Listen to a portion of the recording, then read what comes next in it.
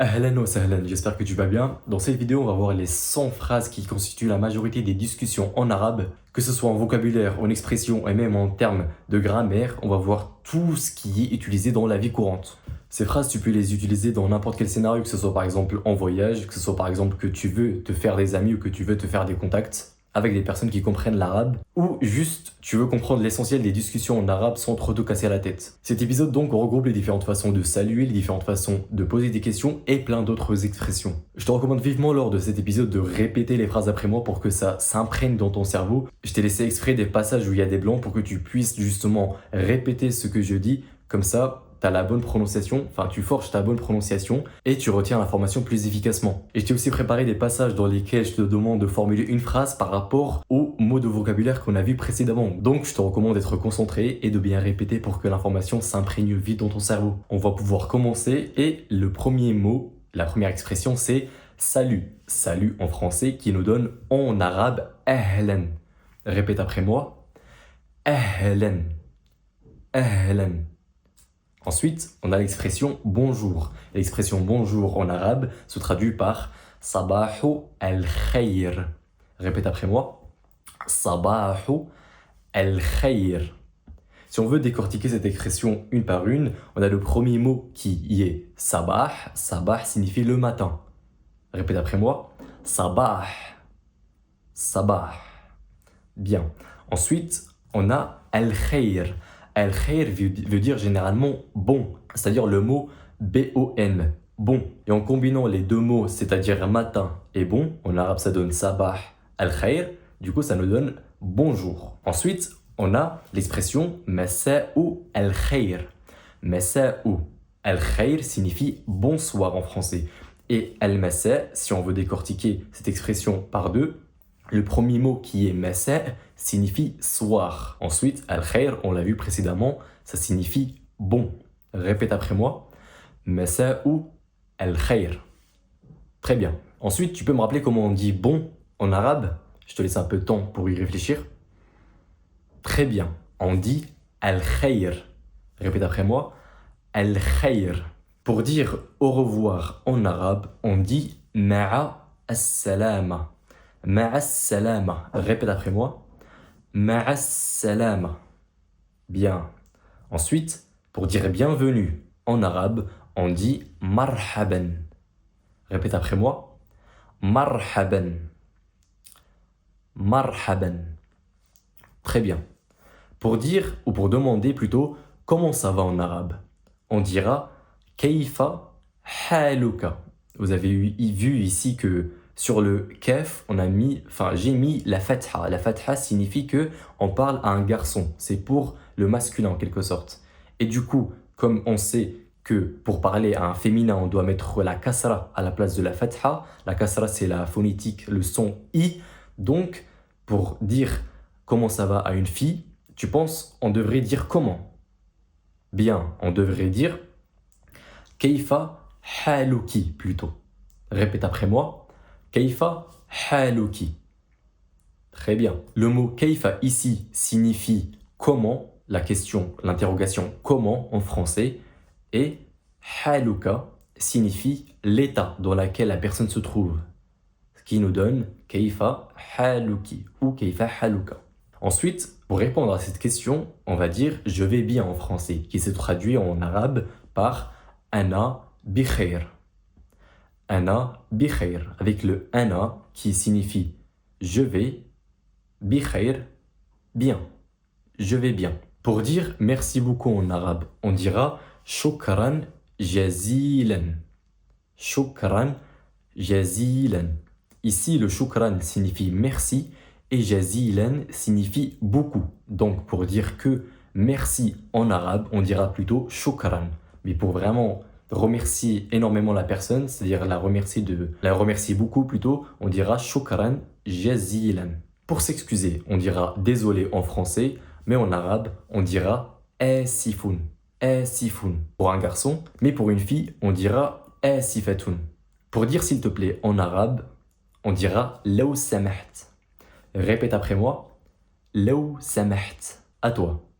Bien. Ensuite, pour demander de l'aide, c'est-à-dire pour traduire la question, tu peux m'aider. En arabe, on dira yumkinuka musa'adati.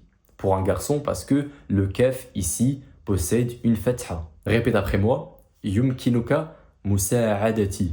À toi. Yumkinuka, ici, c'est un verbe qui traduit littéralement tu peux en français, et m'aider en français se traduit par musa'adati. Musa'adati. Une question à toi. Comment tu penses que le verbe yumkinu doit être pour demander à une personne féminine, c'est-à-dire à demander à une femme? Très bien, on dira yumkinuki musa'adati. Répète après moi. Yumkinuki musa'adati. À toi.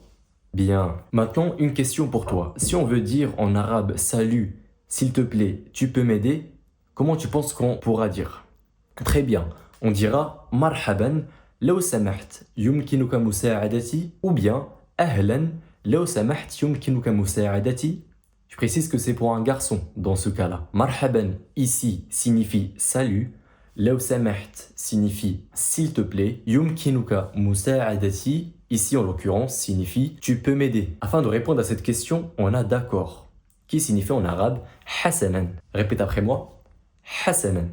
Bien. Ensuite, pour dire pas de problème, en arabe, on dira la mushkila. Répète après moi. Très bien. Mushkila, ici en l'occurrence, signifie problème. Et pour ajouter la négation dans la phrase, on met la, ce qui nous donne la mushkila. Mushkila signifie problème. La mushkila signifie pas de problème. Par ici, si tu veux montrer par exemple le chemin à une personne, tu diras en arabe min huna. Min huna. Par se traduit par min en arabe et ici se traduit par huna. Ce qui nous donne par ici, répète après moi, min huna. Très bien. Ensuite, pour indiquer à une personne que c'est proche, on dira innahu qarib. Innahu qarib. Répète après moi. Innahu qarib. Ici, en l'occurrence, innahu signifie c'est et proche signifie qarib. Innahu qarib, c'est proche. Pour dire l'inverse cette fois-ci, c'est loin. C'est loin se traduit par innahu ba'id. Innahu ba'id. Comme on a vu en l'occurrence ici, innahu signifie c'est et ba'id, comme tu t'en doutes, signifie loin. Répète après moi, innahu ba'id. Très bien. Maintenant, une question à te poser. Comment tu diras en arabe c'est proche par ici? On a vu les mots de vocabulaire juste précédemment. Je te laisse un peu de temps pour reformuler la phrase. Très bien. Ici, en l'occurrence, on dira innahu qaribun min huna. C'est proche d'ici. C'est innahu. Qarib, c'est proche. Min huna, par ici. Ensuite, pour dire c'est loin d'ici, comment tu penses qu'on devrait reformuler la phrase? Je te laisse un peu de temps pour y réfléchir. Bien, cette fois-ci, on dira innahu ba'idun an huna. Cette fois-ci, on ne dira pas min huna, mais an huna, parce que min traduit le par, c'est-à-dire le par en français, alors que an traduit le de. Ici, en l'occurrence, on a de ici, mais avec la liaison, on a des apostrophes ici. Donc le an ici en arabe traduit littéralement le d qui précède le ici en français. Ce qui nous donne innahu, c'est ba'id, loin, an, de, huna, ici. Innahu ba'idun an huna, c'est loin d'ici. Ensuite, si jamais tu es dans un cas où tu ne sais pas quoi répondre à une personne, tu lui diras je ne sais pas en français, et en l'occurrence ici en arabe, on dira la adri. La adri. Comme on a vu précédemment, le la sert de négation, c'est-à-dire que si ici on enlève le lam, on n'aura que adri, et adri en l'occurrence ici signifie je sais. Alors que là on cherche à dire je ne sais pas, donc on utilise le la. Répète après moi. La adri. Très bien. Ensuite, pour poser la question, est-ce que tu parles français? En arabe, ici on dira hal tatakallamu al-faransiya. Hal tatakallamu al-faransiya. Ici le hal traduit est-ce que, tatakallamu traduit tu parles, al-faransiya traduit français. Est-ce que tu parles français? Hal tatakallamu al-faransiya. Répète après moi. Hal tatakallamu al-faransiya. Bien. Ensuite, question, si jamais tu savais comment parler en français, tu répondrais oui en français. Comment tu dirais en arabe? Je suis sûr que tu le sais. Je te laisse un peu de temps pour y réfléchir. Très bien. Ici, en l'occurrence, tu diras na'am. Répète après moi. Na'am. Bien. Pour dire non, tu le sais déjà, c'est la. c'est la négation utilisée toute seule qui veut dire non. Donc, la en arabe. Mais si par contre tu voulais dire je parle arabe, tu diras ici en l'occurrence Ana atakallamu al-arabiyya. Répète après moi. Ana atakallamu al-arabiyya. Ici, ana, c'est pour le je. Atakallamu, c'est le verbe parler conjugué. Al-arabiyya, c'est la langue arabe. Par contre, si tu devais dire je ne parle pas arabe, c'est la même phrase qu'ici, c'est juste qu'elle possède la négation. Je laisse un peu de temps pour y réfléchir. On a vu que la négation, c'était avec le la. Bien, on a vu qu'avec la négation, c'était avec le la. Donc ici, en l'occurrence, ça donnera ana la atakallamu al-arabiyya. Répète après moi.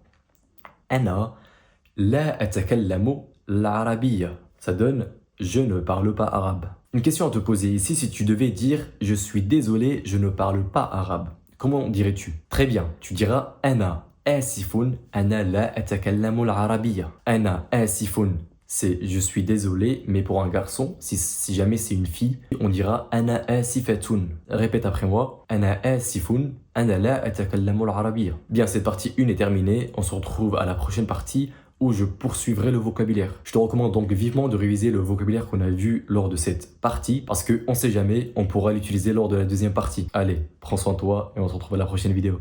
Ciao.